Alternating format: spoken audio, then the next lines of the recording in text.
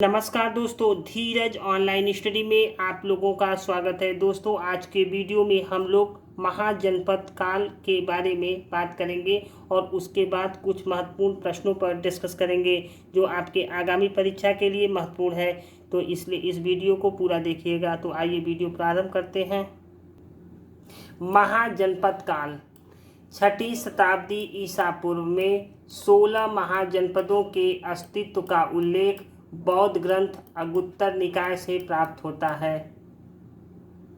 देखिए, महात्मा बुद्ध के जन्म से पूर्व 16 महाजनपदों का जन्म हो चुका था। जैन ग्रंथ भगवती सूत्र में इस समय के महाजनपदों की सूची मिलती है।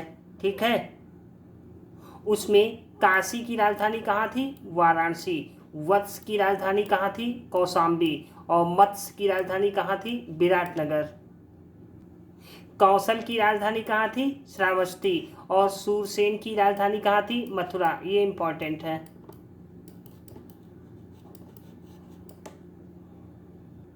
अस्मक की राजधानी कहाँ है? पोतन। ये इंपॉर्टेंट है दोस्तों, अधिकतर एग्जाम में ये क्वेश्चन पूछा जाता है। मल्ल की राजधानी कहाँ है? कुशीनगर थी। बज्जी की विदेह, चेदी की शक्तिमती और कुरु की हस्तिनापुर थी। देखिए, गंधार की राजधानी कहाँ थी? तक्षशिला। ये इंपॉर्टेंट क्वेश्चन, ये अधिकतर पूछा जाता है। अंग की राजधानी कहाँ थी? चंपा। और मगध की राजधानी कहाँ थी? गिरिब्रज या राजगृह। देखिए, अवंती को दो भागों में बांटा गया था। उत्तरी अवंती की राजधानी उज्जैन थी और दक्षिणी अवंती की राजधानी कहाँ थी? महिष्मती। ठीक। पंचाल की राजधानी कहाँ थी? काम्पल्य। ये भी इंपॉर्टेंट क्वेश्चन है, अधिकतर एग्जाम में पूछे जाते हैं। और कंबोज की राजधानी कहाँ थी? हाटक। देखिए, इन 16 महाजनपदों में बज्जी और मल्ल गणतंत्र थे और शेष सभी राजतंत्र थे। ठीक। देखिए, 16 महाजनपदों में अस्मक एकमात्र ऐसा जनपद था जो दक्षिण भारत में था। ठीक। देखिए, इन 16 महाजनपदों में मगध, वत्स, कौशल एवं अवंती सर्वाधिक शक्तिशाली राज्य थे। ठीक। मगध साम्राज्य 6ठी शताब्दी ईसा पूर्व में मगध एक छोटा सा राज्य था, लेकिन यहाँ के महत्वाकांक्षी शासकों ने मगध को एक साम्राज्य के रूप में परिवर्तित कर दिया। देखिए, मगध साम्राज्य में 3 वंश हुए। पहला था हर्यक वंश, 344 ईसा पूर्व से लेके 412 ईसा पूर्व तक हर्यक वंश था। ठीक। देखिए, दूसरा है शिशुनाग वंश। शिशुनाग वंश 412 ईसा पूर्व से लेके 344 ईसा पूर्व तक शिशुनाग वंश रहा। और तीसरा है नंद वंश। नंद वंश 344 ईसा पूर्व से 322 ईसा पूर्व तक नंद वंश शासन किया। चलिए, सबसे पहले हम लोग हर्यक वंश पे बात करते हैं। देखिए, बिंबिसार ने 544 ईसा पूर्व में हर्यक वंश की स्थापना की और उसने अपनी राजधानी कहाँ बनाया? राजगृह को बनाया। ठीक। देखिए, मत्स्य पुराण में बिंबिसार को क्षेत्रोजस कहा गया है। ठीक। और जैन साहित्य में बिंबिसार को श्रेणी कहा गया है। ठीक है। देखिए, बिंबिसार ने 3 शादी की।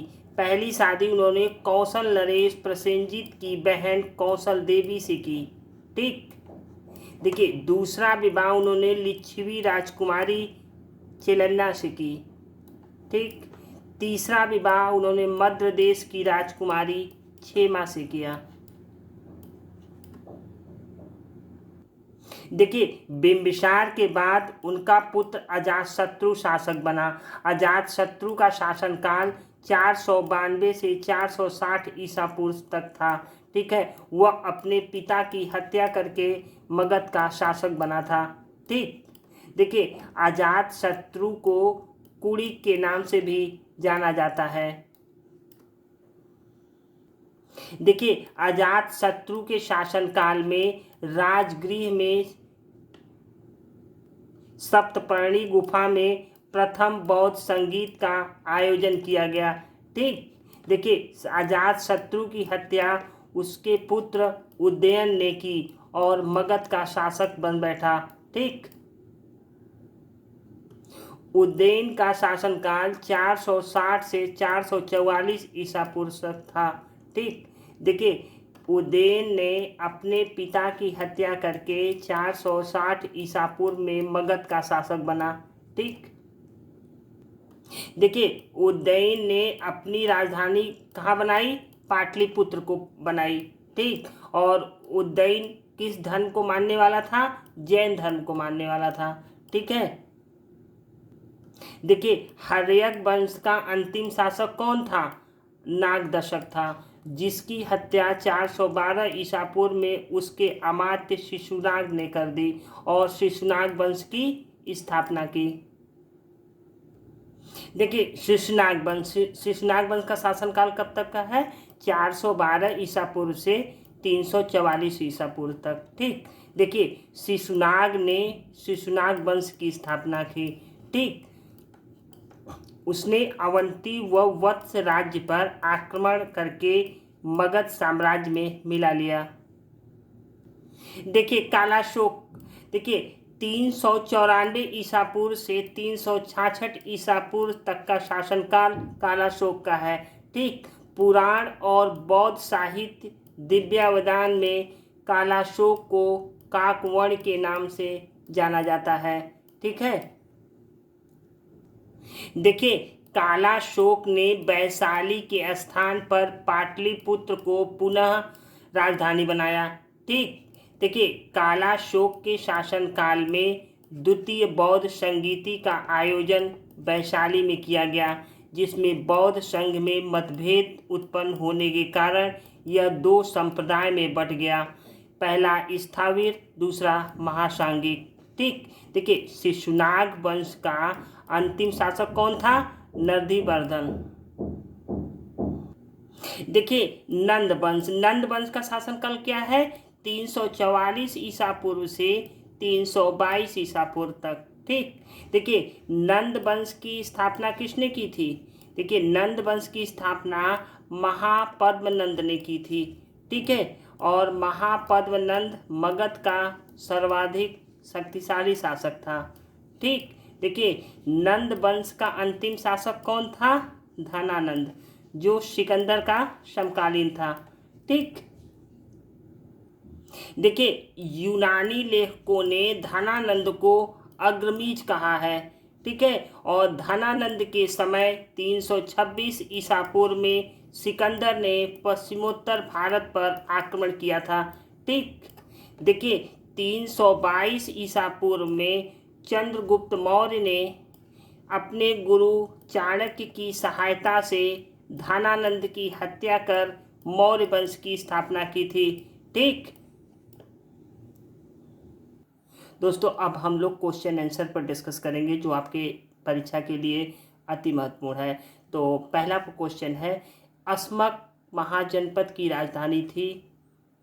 ऑप्शन है Viratnagar, option B Potana, option C चंपा या ऑप्शन डी वैशाली। इनमें से बताइए सही जवाब क्या है।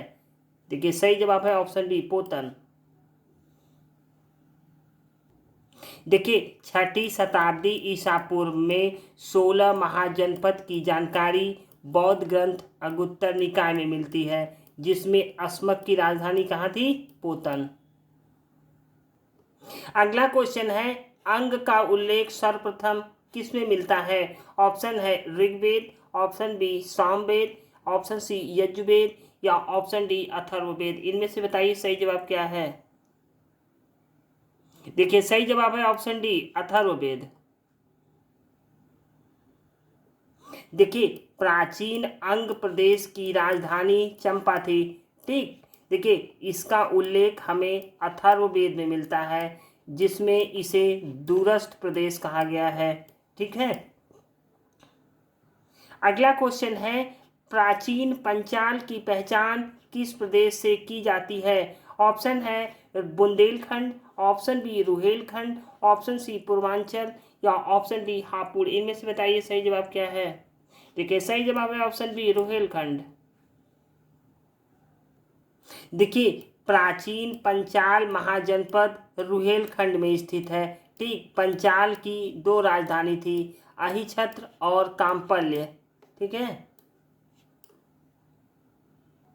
अगला क्वेश्चन है कौन सा प्राचीन जनपद राजस्थान में स्थित था? ऑप्शन है पंचाल, ऑप्शन बी बज्जी, ऑप्शन सी मत्स्य या ऑप्शन डी कौशल। इनमें से बताइए सही जवाब क्या है। देखिए सही जवाब है ऑप्शन सी मत्स्य। देखिए मत्स्य जनपद राजस्थान के जयपुर क्षेत्र में स्थित था। ठीक, और मत्स्य जनपद की राजधानी कहाँ थी? विराटनगर। अगला क्वेश्चन है बिंबसार किस धर्म का अनुयायी था? और सही जवाब है बौद्ध धर्म का। अगला क्वेश्चन है कुड़िक के नाम से जाना जाता था? और सही जवाब है अजातशत्रु। अगला क्वेश्चन है हर्यक वंश का अंतिम शासक कौन था? और सही जवाब है उदयनपुत्र नागदशक। अगला क्वेश्चन है शिशुनाग वंश का अंतिम शासक कौन था? और सही जवाब है नंदीवर्धन।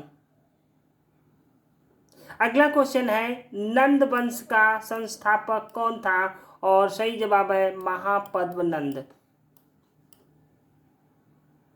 दोस्तों ये रहा आज का अंतिम प्रश्न। ये वीडियो आप लोगों को कैसा लगा? अच्छा लगे तो लाइक, सब्सक्राइब और शेयर जरूर कीजिएगा। Thank you for watching.